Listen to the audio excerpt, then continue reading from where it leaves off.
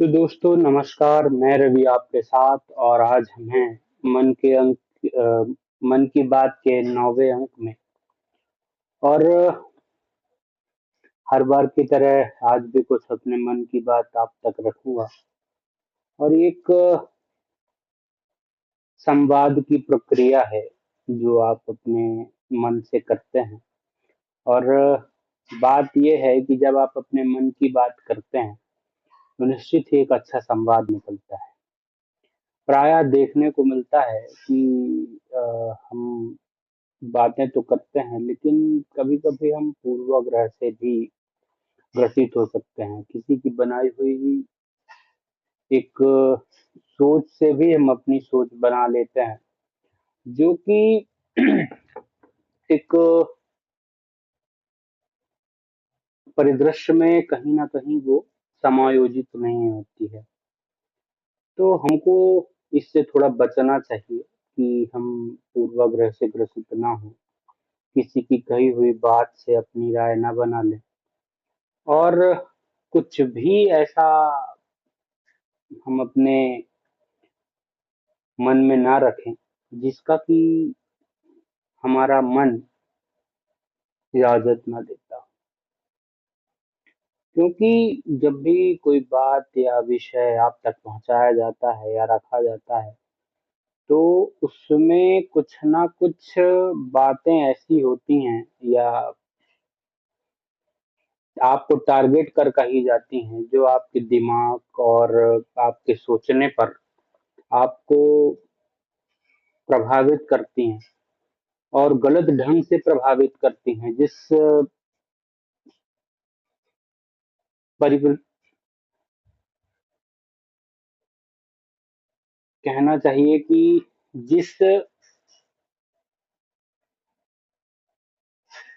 परिमार्जन के साथ वो आप तक पहुंचनी चाहिए थी, वो नहीं पहुंच पाती, परिमार्जित नहीं हो पाती।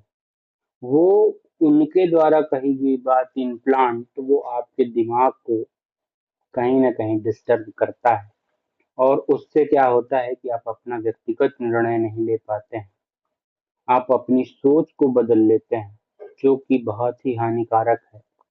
प्रायः समाज में देखने में आता है कि वस्तुतः कोई भी मसला हो ना हो या कोई भी बात हो ना हो, लेकिन उसको ऐसा प्रायोजित किया जाता है। प्रायः मैं राजनीतिक टिप्पणी नहीं करना चाह रहा था, लेकिन जैसा राजनीति में होता है कि टारगेट ऑडियंस पे क्या बात उनके दिल को छू सकती है या उनके लिए क्या पॉइंट करने वाली बात हो सकती है, वो आप तक पहुंचाई जाती है और प्राय आप उस पे सोचते हैं। जबकि वो बात क्या है कि आपके रिलेटेड कुछ भी नहीं है, वो आपको इम्प्लांट कर कर कुछ समय के मोटिवेशन के लिए कही गई है, जबकि उसका वास्तविकता से कोई लेना देना नहीं होता। लेकिन फिर भी हम बात को मानकर और कुछ समय के लिए बड़े उग्र हो जाते हैं और तरह तरह के दृश्य देखने को मिलते हैं देश में। ये हर किसी के साथ हो रहा है और हर किसी के द्वारा किया जा रहा है, कोई इसमें बाइफरगेशन नहीं है कि जी पॉइंट आउट आप किसी को कर सकते हैं या किसी को आप सेपरेशन दे सकते हैं। तो दीज आर डिफरेंट थिंग्स कि हम जो है क्या कह रहे हैं और क्या कर रहे हैं, ये क्रम किसी के द्वारा नियोजित तो नहीं है या हमारी सोच किसी के द्वारा नियोजित तो नहीं है। आज के समय में ये कह पाना बहुत ही मुश्किल है, क्योंकि जब तक आप अपने मन की नहीं सुनेंगे, अपने मन को आप चीजों में प्रस्तुत नहीं करेंगे, तब तक आपके अंदर ये वेरिएशन चलता रहेगा। आप दूसरे को देखकर प्रभावित होते रहेंगे। अगर आपके अंदर टैलेंट नहीं है तो आप दूसरे से ईर्ष्या भी कर सकते हैं, द्वेष भी कर सकते हैं कि नहीं जी वो आगे क्यों बढ़ रहा है, हम तो नहीं बढ़ पा रहे, या उसके अंदर ऐसा टैलेंट क्यों है। अगर है तो अच्छी बात है, क्योंकि अभी तक मन साफ नहीं हुआ है, तो आप योग्य नहीं बने। तो योग्यता आपकी अपनी है, उसको ना कोई ले सकता है, ना कोई दे सकता है, और ना ही आप किसी के जैसे बन सकते हैं। किसी को कॉपी तो किया जा सकता है, लेकिन वो होती क्या है? कॉपी, जेरोक्स ही होता है। ओरिजिनल तो ओरिजिनल ही होता है। आप चाहे 1000 कॉपी नहीं, लाख कॉपियां कर लें, लेकिन ओरिजिनलिटी ओरिजिनलिटी ही होती है। उसको कभी भी कॉपी करके और ओरिजिनल नहीं किया जा सकता।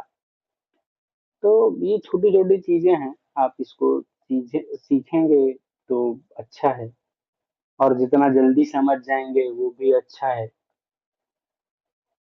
और थोड़ा सा सोचने की जरूरत है कि हम क्या कह रहे हैं, हम क्या कर रहे हैं, क्या हमारे मन का बात है कि नहीं है।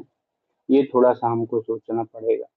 हम किसी के कहने पर कुछ भी कर सकते हैं, या हमारे द्वारा करवाया जा सकता है, तो ये पर तो सही नहीं है। थोड़ा अपने मन की सुने, अपने मन की सोचें। प्रेमानंद जी की अभी प्रेमानंद जी को तो आप सब जानते ही हैं, तो उनके विषय में मैं क्या बोलूं।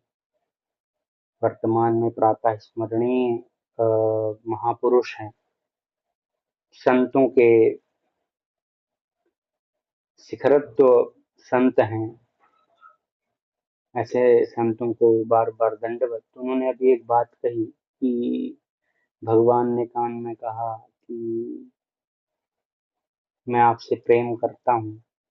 तो कई लोग इसको अतिशयोक्ति भी कह सकते हैं, कई लोग इस पे प्रश्न चिन्ह भी खड़े कर सकते हैं कि भगवान ने ऐसा क्यों कहा, या उनके उसकी है। लेकिन जब आप भगवान के सन्निकट हो जाते हैं, या भगवान से आप अपना संबंध जोड़ लेते हैं, तो भगवान भी कहते हैं कि मामेकं शरणं व्रज।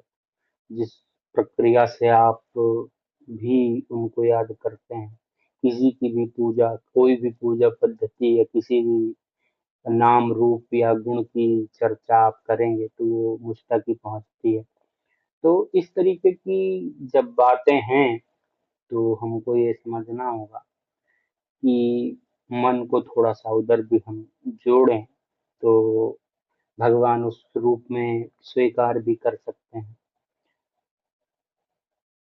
कि जिस प्रक्रिया से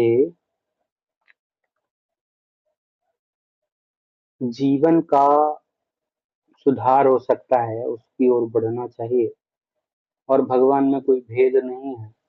भगवान ने जिस भी संबंध से आपने उनको अपना मान लिया, या जिस भी स्वरूप से आपने उनको अपना लिया, वो उसी स्वरूप से आपका संवहन कर देते हैं।